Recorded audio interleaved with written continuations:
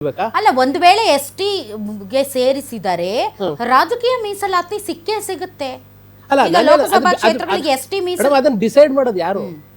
ಸಿದ್ದರಾಮಯ್ಯನಾ? ಅಲ್ಲ, ಸಿದ್ದರಾಮಯ್ಯ ಅಲ್ಲ. ಆದರೆ ಈಗಾಗಲೇ ಕೇಂದ್ರ ಸರ್ಕಾರಕ್ಕೆ ವರದಿ ಹೋಗಿದೆ ಮತ್ತು ಇಲ್ಲಿಂದನೂ ಕೂಡ ಒತ್ತಡ ಹಾಕುವಂತಹ ಪ್ರಯತ್ನ ನಡೀತಾ ಇದೆ. ಕಾರ್ಯದರ್ಶಿಗೆ ಕೇಂದ್ರದ ಬುಡಕಟ್ಟು ಇಲಾಖೆಯ ಕಾರ್ಯದರ್ಶಿಗೆ ಪತ್ರ ಬರೆದಿದ್ದಾರೆ ಪಿ ಮಣಿವಣ್ಣನ್ ಅವರು, ಸಮಾಜ ಕಲ್ಯಾಣ ಇಲಾಖೆಯ ಕಾರ್ಯದರ್ಶಿಗಳು. ಸೊ ಅವ್ರ ಪತ್ರ ನೀವು ಯಾವಾಗ ಬರ್ದಿದ್ದಾರೆ ಅಂದ್ರೆ, ಬೊಮ್ಮಾಯಿರವರ ಕ್ಯಾಬಿನೆಟ್ ಅಲ್ಲಿ ಡಿಸಿಷನ್ ತಗೊಂಡಿರೋದನ್ನ ಉಲ್ಲೇಖ 2 ವರ್ಷದ ಹಿಂದೆ 2023 ಮಾರ್ಚ್ ನಲ್ಲೇ ವರದಿ ಸಲ್ಲಿಸಿದ್ರು. ಬಟ್ ಈಗ ಅದು ಮುನ್ನೆಲೆಗೆ ಬಂದಿದೆ. Timing is very important. ಮರು ಜಾತಿ ಗಣತಿ ನಡೀತಾ ಇದೆ. ಹಲವಾರು ಸಮುದಾಯಗಳು ರೊಚ್ಚಿಗೆದ್ದಿದಾವೆ. ಒಂದ್ ಕಡೆ ಕ್ರಿಶ್ಚಿಯನ್ರು ಸಮಾಧಾನ ಇಲ್ಲ, ಒಂದ್ ಕಡೆ ಒಕ್ಕಲಿಗರು ಸಮಾಧಾನ ಇಲ್ಲ, ಮತ್ತೊಂದ್ ಕಡೆ ಲಿಂಗಾಯತರು ಸಮಾಧಾನ ಇಲ್ಲ. ಇಂತಹ ಸಂದರ್ಭದಲ್ಲಿ ಮತ್ತೆ ಈ ಒಂದು ವಿಚಾರ ಮುನ್ನೆಲೆಗೆ ಬಂದಿರೋದು timing sir. Timing is very important. ನಾನು ಸಿದ್ದರಾಮಯ್ಯನವರು ಇದೇನೋ ಬಹಳ ದೊಡ್ಡ ಉಪಕಾರ ಸಮುದಾಯಕ್ಕೆ ಮಾಡ್ತಾ ಇದ್ದಾರೆ ಅಥವಾ ಮಾಡೋದೇ ಇಲ್ಲ, ಎರಡರ ಬಗ್ಗೆನೂ ನಾನು ಹೇಳಲ್ಲ. ಮಾಡಬೇಕು ಅನ್ನೋದ್ರಲ್ಲಿ ನಾನು ಮೊದಲನೇ ಈ ಹಿಂದೆ ಅನೇಕ ಬಾರಿ ಇದನ್ನು ಕೇಂದ್ರಕ್ಕೆ ಹೋಗಿದೆ, ಬಂದಿದೆ. ಮೊದಲನೇ ಸಾರಿ ಬರ್ತಾ ಇರೋದಲ್ಲ, ಈ ರೀತಿ ಒಂದು 10 ಸರಿ ಆ ಪತ್ರ ಬಂದಿದೆ. ಇಲ್ಲಿರ್ತಕ್ಕಂಥ ಬುಡಕಟ್ಟು ಅಧ್ಯಯನ ಸಂಸ್ಥೆಗೆ ಮತ್ತೆ ಸೋಷಿಯಲ್ ವೆಲ್ಫೇರ್ ಡಿಪಾರ್ಟ್ಮೆಂಟ್ ಬರುತ್ತೆ. ಅದಕ್ಕೆ ಪೂರಕವಾದಂತಹ ದಾಖಲೆಗಳು ಕೇಳ್ತಾರೆ. ಇವ್ರ ಕಡೆಯಿಂದ ಯಾವ್ದಕ್ಕೆ ಅದಕ್ಕೆ ಸಂಬಂಧಪಟ್ಟ ದಾಖಲೆಗಳಿದೆ ಅದನ್ನ ಕಳಿಸ್ಕೊಡ್ತಾರೆ. ಈಗಲೂ ಏನಿದೆ ಗೊತ್ತಾ, ಅದರಲ್ಲಿ ಜಿಲ್ಲಾವಾರು ನೀವು ಅಧ್ಯಯನ ಮಾಡಿರತಕ್ಕಂತಹ ವರದಿ ಕೊಡಿ. ಇವರು ಬಲ್ಕ್ ಕೊಟ್ಟಿದಾರಲ್ಲ, ಪ್ರತಿ ಜಿಲ್ಲೆಯನ್ನ ಸಪರೇಟ್ ಪ್ರತ್ಯೇಕವಾಗಿ ಕೊಡಿ. ಆಮೇಲೆ ಪರಿಶಿಷ್ಟ ಪಂಗಡಗಳಿಗೆ ಸದ್ಯ ರಾಜ್ಯದಲ್ಲಿ 7% ಮೀಸಲಾತಿ ಸೌಲಭ್ಯ ಇದೆ. ವಾಲ್ಮೀಕಿ ಸಮುದಾಯ ಸೇರಿದಂತೆ ಸುಮಾರು 51 ಸಮುದಾಯಗಳು ಈ 7% ಅಲ್ಲಿ ಫೈಟ್ ಮಾಡ್ತಾ ಇದ್ದಾವೆ, ಸೌಲಭ್ಯವನ್ನ ಲಾಭವನ್ನ ಒಂದು ವೇಳೆ ಕುರುಬ ಸಮುದಾಯವೂ ಕೂಡ ಎಷ್ಟಿಗೆ ಸೇರ್ಪಡೆ ಆದ್ರೆ ಅದೇ 7% ಅಲ್ಲಿ ವಾಲ್ಮೀಕಿ ಸಮುದಾಯದ ಜೊತೆಗೆ ನಮ್ ಬೇಡಿಕೆ ಹಂಗಿಲ್ಲೇ ಇಲ್ಲ. ವಾಲ್ಮೀಕಿ ಸಮುದಾಯದ ಜೊತೆ ಹೋರಾಟ ಮಾಡ್ಬೇಕಾಗುತ್ತೆ. ಈಗ ವಾಲ್ಮೀಕಿ ಸಮುದಾಯದವ್ರು ರೊಚ್ಚಿಗೆ ಬೇಡಿಕೆ ಹಂಗಿಲ್ಲೇ ಇಲ್ಲ. ನಾವು ಅವತ್ತು ಏನು ನಾವು ಕಾಗಿನೆಲೆ ಶ್ರೀಗಳ ನೇತೃತ್ವದ ಹೋರಾಟ ಮಾಡಿದಂತ ಸಂದರ್ಭದಲ್ಲೂ ನಮ್ ಬೇಡಿಕೆ ಇದ್ದಿದ್ದು, ನಮ್ಗೆ ಏನೀಗಾಗ್ಲೇ BCM ಏನಲ್ಲಿ ನಮಗೆ 7% ಅರೌಂಡ್ ಕೊಡ್ತಾ ಇದಾರಲ್ಲ, ಅದನ್ನ ಯಥಾವತ್ತಾಗಿ ತಗೊಂಡು ಎಸ್ಟಿಲ್ ಕೊಟ್ಟಿ ನಮಗೆ ಆ ಮೀಸಲಾತಿಯನ್ನು ಇಲ್ಲಿ ಕೊಡ್ಬೇಕು ಅನ್ನೋದೇ ನಮ್ಮ ವಾದ ಇರೋದೇ ಹೊರತು, ನಮ್ಗೆ ಈಗ ಆಲ್ರೆಡಿ ಇರತಕ್ಕಂತ 8%ಗೆ ನಾವು ಫೈಟ್ ಮಾಡಕ್ಕೆ ನಾವು ತಯಾರಿಲ್ಲ ಅಂತಾನು ನಾವು ಬಹಳ ಸ್ಪಷ್ಟವಾಗಿ ಅವತ್ತು ವೇದಿಕೆ ಮುಖಾಂತರನೇ ಎಚ್ಚರಿಕೆ ಕೊಟ್ಟಿದ್ವಿ. ನಾವು ಅವತ್ತೇ ಈ ಒಂದು ವಿಷಯನ ಕ್ಲಿಯರ್ ಮಾಡಿದ್ವಿ. ನಮ್ಗೆ ಕೊಡೋದಾದ್ರೆ ಈ 7% ನ ಏನು ಎಸ್ಟಿಲ್ ತಂದು ಕೊಡ್ಬೇಕು ಅನ್ನೋದು ನಮ್ ಬೇಡಿಕೆ ಇರೋದು. All right, okay sir. ಈಗ ಒಂದು ಕನ್ಫ್ಯೂಷನ್ ಇದೆ ಸರ್, ರೇಣುಕಾ ಪ್ರಸನ್ನ ಸರ್. ಏನು ಅಂತಂದರೆ, ಇವತ್ತು ಏನು BJP ನೇತೃತ್ವದಲ್ಲಿ ಸಭೆ ನಡೀತು, ಅವರು ಹಿಂದೂ ಅಂತಲೇ ಬರೆಸಿ ಅಂತ ಹೇಳಿದ್ದಾರೆ.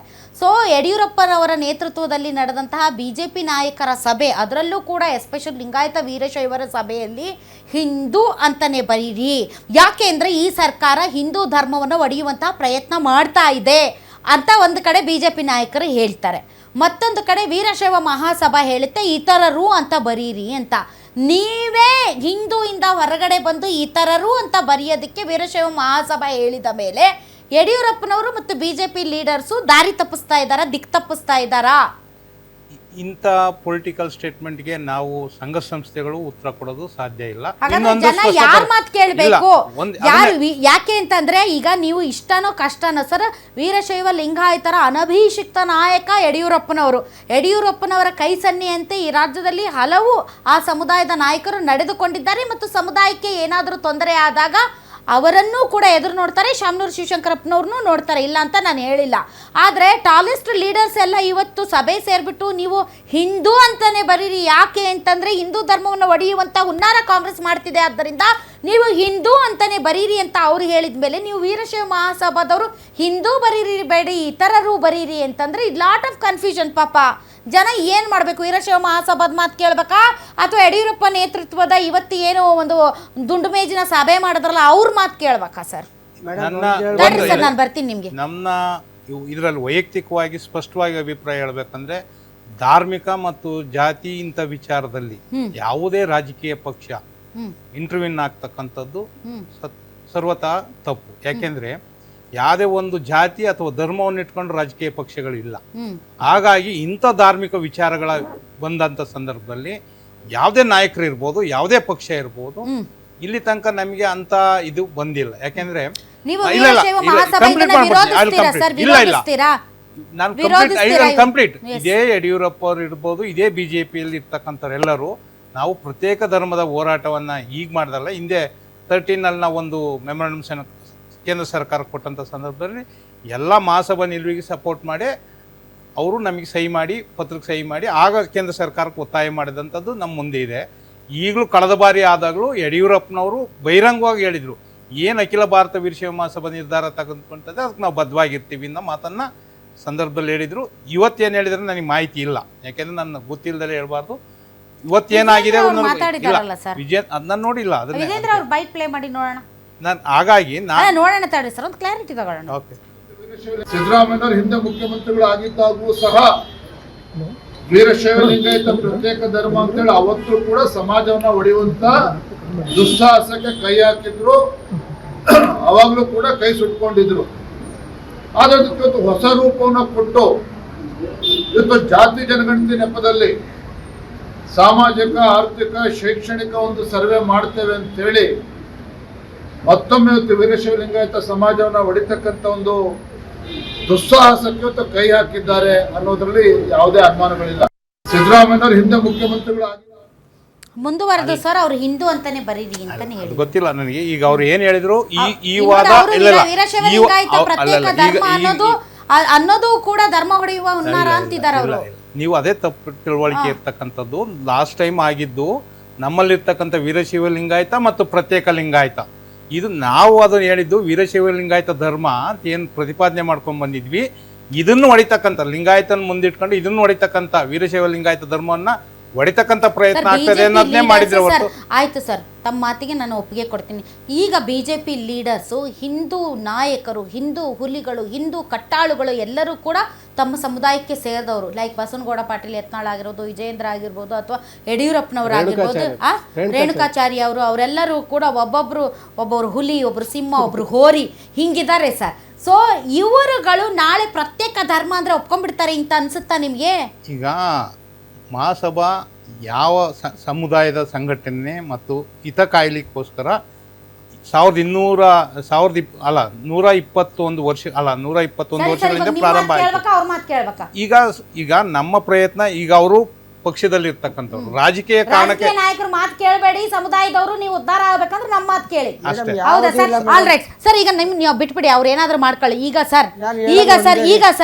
ಸರ್ ತಾವು ಹೇಳ್ತಾರೆ ಒಂದು ವ್ಯಾಲಿಡ್ ಪಾಯಿಂಟ್ ಇದೆ ಸರ್. 1950ರಿಂದ ಇಲ್ಲಿಯವರೆಗೆ ನೀವು ಕನ್ವರ್ಟೆಡ್ ದಲಿತರಿಗೆ ಮೀಸಲಾತಿ ಸೌಲಭ್ಯವನ್ನು ಕೊಡ್ತಾನೆ ಬಂದ್ರಿ.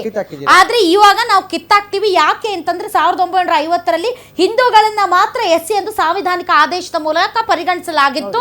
ಅದರಲ್ಲಿ ಸಿಖ್ಖರು ಮತ್ತು ಬುದ್ಧರನ್ನು ಕೂಡ ಸೇರಿಸಲಾಯಿತು, ಮತಾಂತರಗೊಂಡವರನ್ನ. ಆದರೆ ಕ್ರಿಶ್ಚಿಯನ್ಸ್ನ ಬಿಟ್ಟಿದ್ದಾರೆ. ಈಗ ಸರ್ಕಾರ ಏನ್ ಮಾಡಬೇಕು? ತಮ್ಮ ಆಗ್ರಹ ಏನು? ನೋಡಿ, ಒಂದೇ ಒಂದು ದಲಿತರು ಕ್ರಿಶ್ಚಿಯನ್ಗೆ ಕನ್ವರ್ಟ್ ಆದವರು ಸುಮಾರು. ಇವಾಗ ನಮ್ಮ ತಂದೆ ಬಂದು ಸ್ವಾತಂತ್ರ್ಯಕ್ಕಿಂತ ಹಿಂದೆನೆ ಅವ್ರು ಕನ್ವರ್ಟ್ ಆಗಿದ್ದಾರೆ. ಅಂದ್ರೆ ಗೆಜೆಟ್ ಆಗೋದಕ್ಕಿಂತ ಮುಂಚೆ. Why didn't gazette consider that aspect? ಅಂದ್ರೆ ಗೆಜೆಟ್ ಆಗೋದಕ್ಕಿಂತ ಮುಂಚೆನೇ ಅವ್ರು ಕನ್ವರ್ಟ್ ಆಗಿರೋ, ಅವ್ರಿಗೆ ಒಂದು ಎಕ್ಸಾಮ್ಷನ್ಸ್ ಕೊಡಬೇಕಿತ್ತು.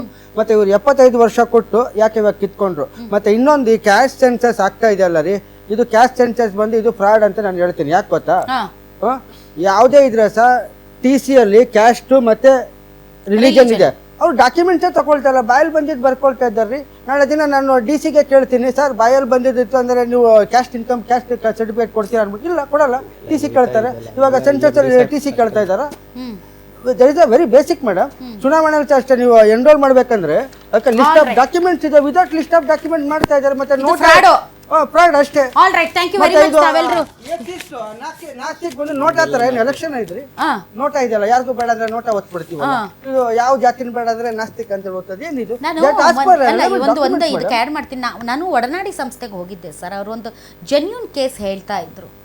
ಬಿಕಾಸ್ ಆ ಹೆಣ್ಣು ಮಗುಗೆ ಅಂದರೆ ಈ ವೇಶ್ಯಾವಾಟಿಕೆಯಲ್ಲಿ ತೊಡಗಿರುವಂಥ ಈ ಹೆಣ್ಣು ಮಗಳು, ಒಂದು ಹೆಣ್ಣು ಮಗಳಿಗೆ ಜನಿಸಿದಂತಹ ಮಗು ಅದು. ಆಕೆಗೆ ತನ್ನ ಧರ್ಮ ಯಾವುದು ಗೊತ್ತಿಲ್ಲ, ತನ್ನ ತಂದೆಯ ಧರ್ಮ ಯಾವುದು ಅಂತ ಗೊತ್ತಿಲ್ಲ, ಮತ್ತು ತಾಯಿಯೂ ಕೂಡ ತೀರ್ಕೊಂಡ್ಬಿಟ್ಟಿದ್ದಾಳೆ. ಆಕೆಯ ಧರ್ಮನೂ ಗೊತ್ತಿಲ್ಲ, ಯಾರೋ ತಂದು ಬಿಟ್ಟಿದ್ದಾರೆ. ಸೊ ಆಕೆಯ ಧರ್ಮ ಏನಂತ ನಾವು ಹೇಳಬೇಕು, ಏನಂತ ಹೇಳಬೇಕು? ಅಂತಹ ಸಂದರ್ಭದಲ್ಲಿ ಅವರಿಗೆ ಯಾವುದೇ ರೀತಿಯಾದಂಥ ಸೌಲಭ್ಯಗಳು ಇಲ್ಲದೆ ಆಕೆಗೆ ಸಿಗಬೇಕಾದಂಥ ಕೆಲಸನೂ ಸಿಗಲಿಲ್ಲ.